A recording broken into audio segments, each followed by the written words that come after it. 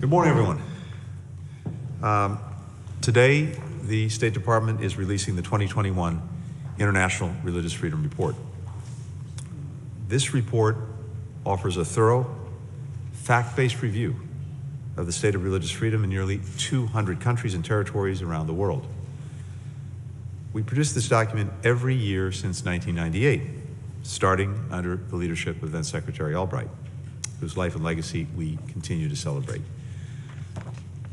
Back then, the Office of International Religious Freedom, which leads this annual process of drafting the report, was the only government entity in the world charged with monitoring and defending international religious freedom. Now, more than 2 decades later, we have more than 35 governments and multilateral organizations that have created offices that are dedicated to this goal. And I'd like to thank the office for its efforts again this year under the leadership of Ambassador Rashad Hussain. This team has done remarkable work, and I very much appreciate the efforts. I also want to thank the hundreds of State Department officials around the world who gather information, conduct the fact-finding that's actually at the heart of this report. And all of us are indebted to civil society, faith leaders, religious organizations, human rights groups, journalists, and others who share their perspectives and analysis, and who do the critical work of promoting religious freedom every day in every part of the world. When Secretary Albright first introduced this report, she noted that from our earliest days, Americans have believed, and I quote, that nations are stronger and the lives of their people richer when citizens have the freedom to choose, proclaim, and exercise their religious identity. Indeed, religious freedom is the first freedom enshrined in our Constitution's Bill of Rights. It's been recognized by nations around the world as a human right, including in the Universal Declaration of Human Rights. Respect for religious freedom isn't only one of the deepest held values and a fundamental right, it's also, from my perspective, a vital foreign policy priority. Here's why. We know that when the fundamental right of each person to practice their faith or to choose not to observe a faith is respected, people can make their fullest contributions to their community's successes. Entire societies are better off. On the other hand, when governments deny this right, it ignites tension, it sows division, it often leads to instability and conflict. This year's report includes several countries where we see notable progress, thanks to the work of governments, civil society organizations, and citizens. For example, last year, the Kingdom of Morocco launched an initiative to renovate Jewish heritage sites, like synagogues and cemeteries, and to include Jewish history in the Moroccan public school curriculum. In Taiwan, authorities are making it easier to report employers who refuse to give their workers a weekly rest day in order to attend religious services. In Timor-Leste, the new president, Ramos Horta, recently pledged to defend the rights of all citizens, regardless of religious background. And in Iraq, national leaders welcomed Pope Francis for the first ever papal visit to the country, where he conducted Christian interfaith ceremonies in Baghdad, in Mosul, and in the Iraqi Kurdish region. One local leader from the city of Nasiriyah, Sheikh Haider al-Dubaisi, later reflected on the Pope's visit, and he said, and I quote, "He came even though he could barely walk. He sent a message not only to Iraqis, but to the whole world, that Islam and other religions can sit together peacefully." Sitting together peacefully. Ultimately, this report is about spreading that kind of progress to more parts of the world. Unfortunately, the report also shows that we have more work to do. In many parts of the world, governments are failing to respect their citizens' basic rights. Some governments continue to use blasphemy and apostasy laws which ban defamation and renunciation of religion to police the language of religious minorities. Others curtail expressions of religious belief, like restrictions on religious attire. And all societies, including our own and across Europe, must do more to combat rising forms of hate, including anti-Semitism and anti-Muslim sentiment. To highlight a few examples, in March, based on extensive legal review of the evidence. I made the determination that Burma's military had committed genocide and crimes against humanity with the intent to destroy predominantly Muslim Rohingya in 2017. Intent that was evidenced by, among other things, attacks on mosques, the use of religious and ethnic slurs, the desecration of Qurans, among, again, many other actions. In Eritrea, only 4 religious groups are permitted to practice their faith freely, while members of other religious minority groups have been detained, arrested, forced to renounce their faith as a precondition for their release.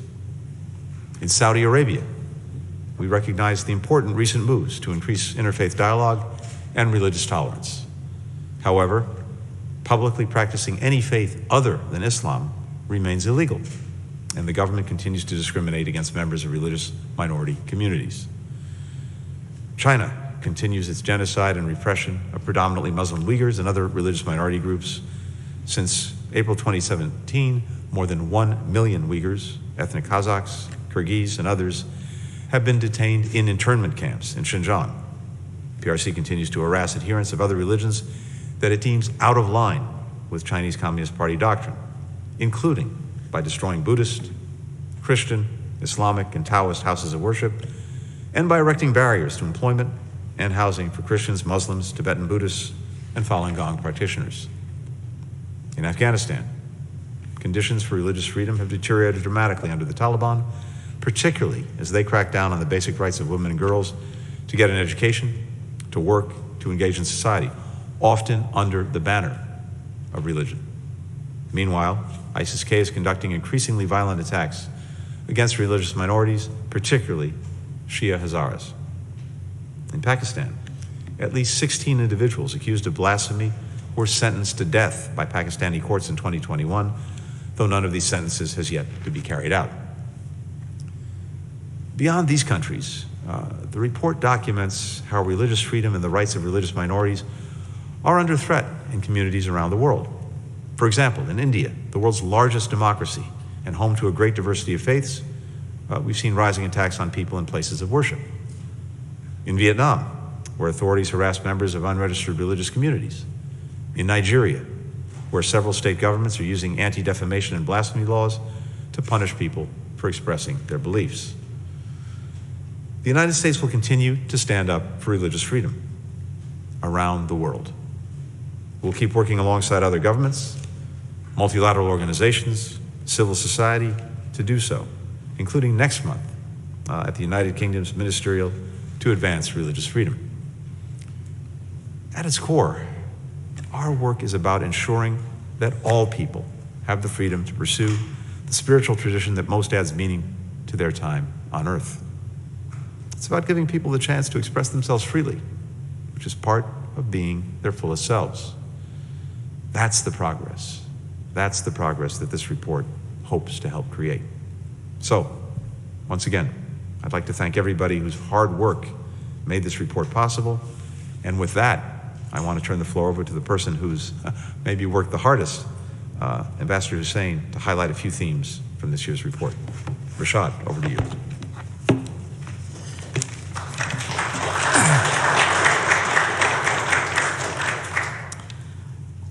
Thank you so much, Mr. Secretary.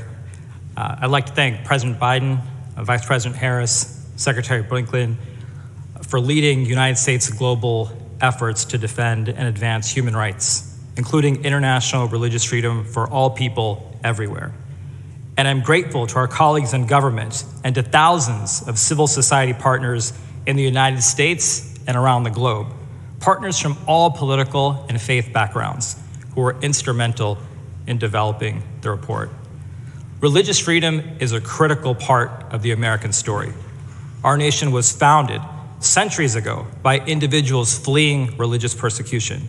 It is natural then that freedom of religion was enshrined in America's founding documents, including in the First Amendment to our Constitution and our Bill of Rights. Freedom of religion is also a universal right enshrined in several international instruments and covenants, including in the Universal Declaration of Human Rights. Earlier today, we transmitted this year's 2,000-plus page report on international religious freedom to Congress. And I'd like to thank Bob Boehm, his editing team, and our colleagues at embassies and posts around the world for their tireless work in collecting the information that's in this year's report. The report gives voice to countless individuals around the world who have been killed, beaten, threatened, harassed, or jailed for seeking to exercise their beliefs in accordance with the dictates of their conscience. The United States will continue to stand for those who are oppressed all over the world. On the pages of this year's report are stories of individuals who have endured unspeakable persecution. Governments have sought to restrict religious belief, practice, and expression for people across a wide range of belief traditions. Non-state actors have targeted religious groups, attacked places of worship, and vilified religious, ethnic, and racial groups in their hateful narratives, including on social media platforms. From Jehovah's Witnesses in Russia, Jews in Europe, Baha'is in Iran, Christians in North Korea, Nigeria and Saudi Arabia, Muslims in Burma and China, Catholics in Nicaragua, and atheists and humanists around the world, no community has been immune from these abuses. I'd like to lay out 3 key themes in the report. First, too many governments use discriminatory laws and policies and abuse their own people. We have seen 2 genocides of religious minority communities in recent years in China and in Burma. Second, rising societal intolerance and hatred are fueling violence and conflict around the world. Governments must not sit silent or stand idly by in the face of such oppression. Third, powerful collaboration among civil society, governments, and multilateral partners has led to some progress and provides hope in addressing these complex challenges. To provide concrete examples of how these themes are playing out around the world. First, far too many governments remain undeterred in the repression of their citizens. It comes as no surprise that the People's Republic of China is a glaring example here. The PRC government continued to commit genocide and crimes against humanity against Uyghurs, who are predominantly Muslim, and members of other ethnic and religious minority groups. The PRC uses sophisticated emerging technologies such as AI and facial recognition to surveil and maintain control of its open-air prison in Xinjiang. Behind all the evidence and data, the many reports of deaths in custody, torture, and physical abuse, there are thousands of Uyghur family members. Daughters and sons are desperate to know where their parents are, but are terrified of what news they could discover and are wondering whether they will ever be safely reunited. The PRC government also continued its crackdown on Tibetan Buddhists.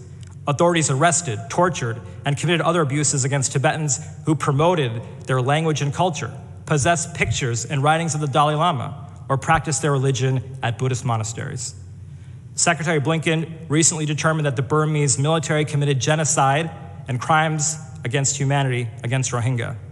Throughout Burma, already vulnerable communities, including civil society leaders and members of religious and ethnic minority groups, continue to face heightened risk of atrocities and other abuses. Following its designation as a country of particular concern for the first time last year, Russia has doubled down on its violations of religious freedom rather than reverse course. Russian courts regularly reach new milestones for excessive prison sentences against individuals exercising their religious freedom, and Russian authorities carry out hundreds of home raids against suspected extremists that frequently include violence. President Putin sought to justify the unprovoked and unjustified invasion of Ukraine through the blatantly false pretext of denazification. The world clearly sees through this lie and is instead witnessing Russia's brutal suppression, including suppression of religious leaders and the appalling destruction of religious sites. Religious freedom conditions in Afghanistan have deteriorated since the Taliban seized control. The Taliban regime and rival militant group ISIS-K have detained, intimidated, threatened, and attacked members of religious minority communities. And as the Secretary stated, in India, some officials are ignoring or even supporting rising attacks on people and places of worship.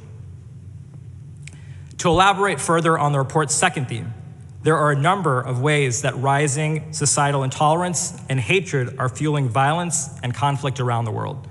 Governments must speak out and protect the vulnerable and marginalized. Anti-Semitism, anti-Muslim hatred, and xenophobia are on the rise in many countries. Democratic backsliding and the rise in nationalism and nativist rhetoric and policies have been used to justify violence towards members of ethnic or religious minority groups and historically marginalized peoples. Social media platforms are used to spread hate speech and to incite violence by vilifying and threatening members of religious minorities. And finally, I'd like to say a little bit more about the report's third theme, how collaboration between civil society and government has created some progress. While this report paints a challenging picture of the state of religious freedom around the world, we remain hopeful about the future. Civil society groups in countries all over the world are essential to this report and to our work. Their advocacy changes laws. It lifts up the names of prisoners, provides lawyers to fight against spurious charges, and pushes governments, including our own, to do the right thing. I've had the opportunity to work with civil society on powerful initiatives, such as the Marrakesh Declaration, which affirms the rights of Christians and other religious minorities in Muslim-majority countries, and the Istanbul Process, which rejects criminalization of blasphemy. Independent and strong civil societies help governments solve problems and better serve their people by shining a light on the issues that matter most. Where civil society thrives, governments operate with more transparency and accountability, creating a tangible impact on the lives of everyday citizens. We must listen to and empower the voices of civil society, including those who dissent from majority views or criticize the government, as we work towards a more just and peaceful future for us all. Change is only possible with the hard work of the groups and individuals dedicated to fighting for these rights. Today, more than ever, we have tools at our disposal to facilitate the flow of information to keep individuals informed. We have mechanisms to shed light on abuses taking place, and we have the means to hold bad actors accountable. We have more partners in this effort now than ever before, including religious leaders. And religion can be such a powerful force for good, and it should never be used to harm people. Our greatest hope is that together we can unite our efforts to ensure respect for freedom of religion or belief for all people around the globe. And we continue to stand in solidarity with all people seeking to exercise their beliefs. Thank you.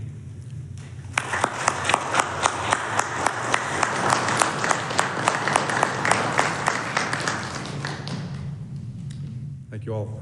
Appreciate the good work.